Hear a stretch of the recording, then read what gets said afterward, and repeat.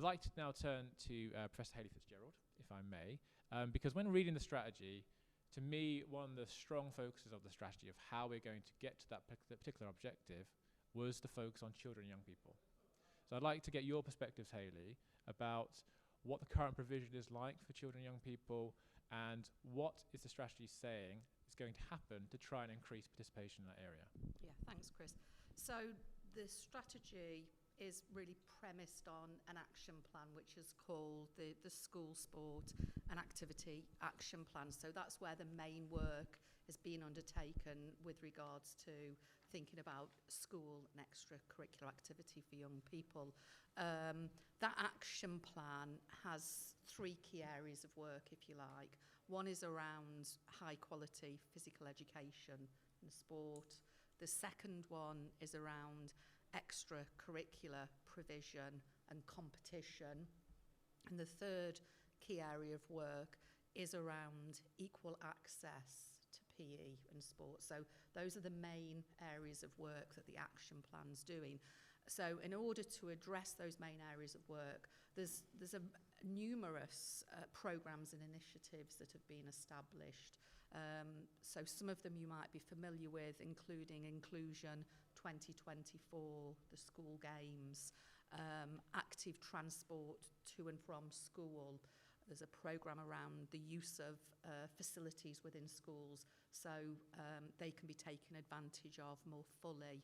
And also some of you may be familiar with the primary PE premium as well. So there's a whole body of programmes and initiatives that have been developed.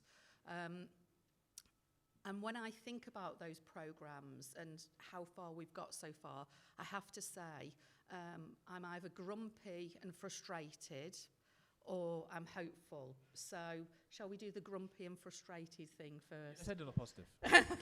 Thank you.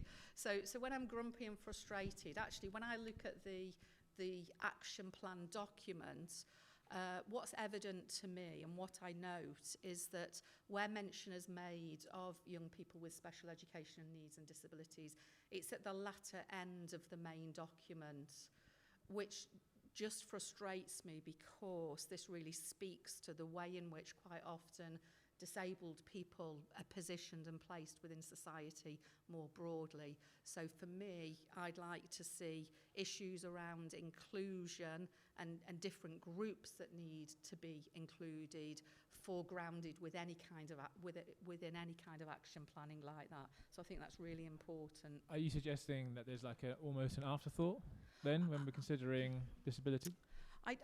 I wouldn't go as far as to say it's an afterthought. However, I think there needs to be more of an embeddedness of thinking about different groups and participation, and that's what I wasn't seeing in the action plan really.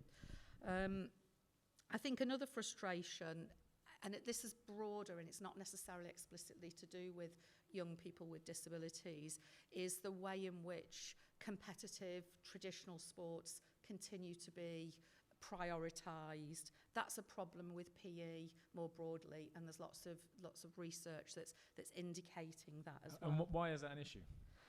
That's an issue because actually the curriculum talks about activity being broad and balanced, but by having very limited activity opportunities, that doesn't speak to me about being broad and balanced. Okay. There is some hope there, though, but I'll come back to that later. And then I think the third frustration that I have, which some external organisations have as well, is around the action planning just being for 2 years.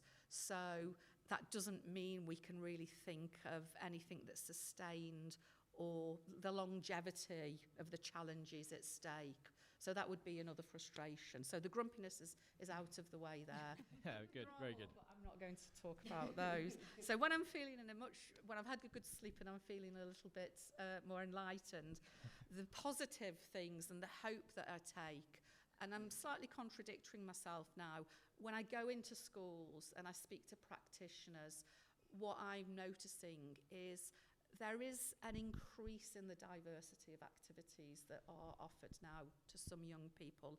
And the action plan also speaks to that and gives some really good illustrative examples.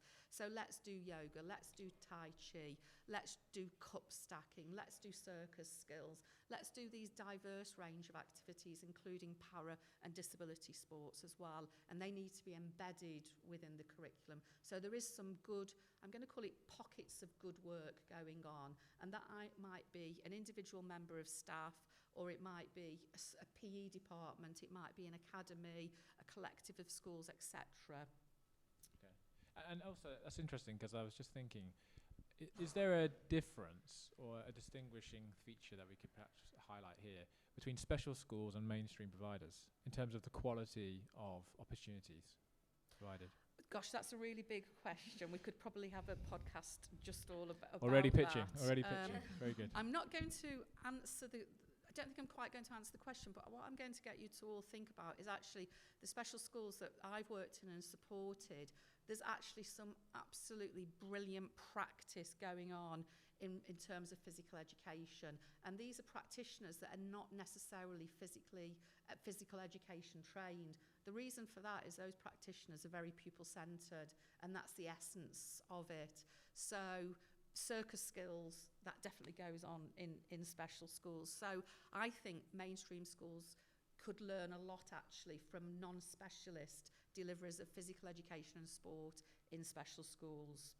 Okay, so from what I'm getting from what you're discussing there, we need to be broader in our outlook in terms of how we're considering sport and opportunities. It's not just the classic PE that we would have grown up with or are used to, hockey, football, rugby, that kind of thing. Exactly. We're looking a bit wider. Yeah.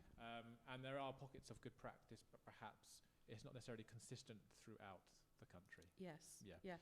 Okay. So when you were saying you can sometimes be a bit grumpy, sometimes a bit hopeful, is there a particular part of it you err more to? Are you more hopeful or more grumpy, or does it depend on the coffee you've had? I think it depends. It depends on who I'm speaking to, Right, and yes, I think it depends. Can I just give you one other option around the hope? Yep, always good for hope. So one other area of hope, which again comes through in the action plan, but also what I'm seeing when I go into schools, is the recognition of student voice now. And I think physical education and sport is behind other areas that have embraced that idea.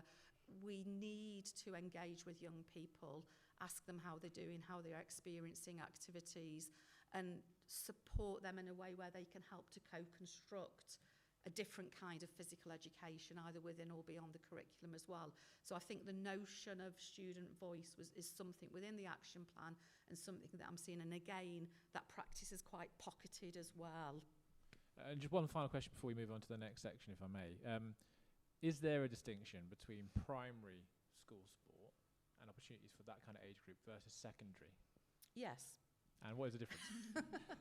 Well, phrase it a bit differently. I mean, it's interesting that you're saying school sport there. I think we need to think of physical education still stuck in the past, as something that's broader than that. Again, I would suggest that because primary educators are not always trained in physical education and are pupil-centred, young people get a different kind of experience. However, with outsourcing, where external companies come in now and might support physical education and extracurricular opportunities, there's a challenge there because some individuals and organisations that are doing that delivery are actually replicating that traditional model of physical education, and that's another podcast as well, Chris, for you. So we've got at least 2 more to come. Hayley needs commission at this point. Yes. Committed on recordings. That's good. All right, thank you so much, Hayley. I think we'll move on to the next section.